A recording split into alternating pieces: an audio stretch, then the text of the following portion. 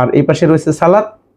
ধরেন যে একটু বেশি খাবার খাইলেন, তখন সালাদ খাইলে এটা একটু হজমে সহায়ক হয় আর কি। আর এই যে সস, এই সস দিয়ে দিয়ে খাইতে হবে এই মাংস। মাংসটা দেখেন ধরলেই ইয়ে হয়ে যাচ্ছে,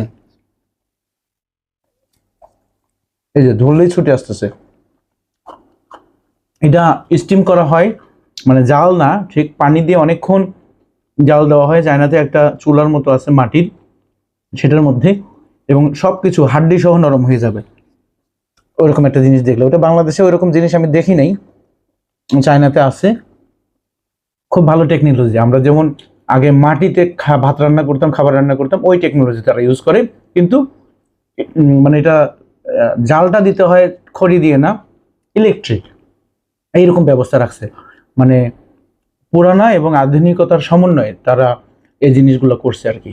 ধন্যবাদ সবাইকে, সুস্থ থাকবেন, ভালো থাকবেন, এবং প্রতিদিন রাত 9টার লাইভে জয়েন করবেন, অনেক কিছু শিখতে পারবেন।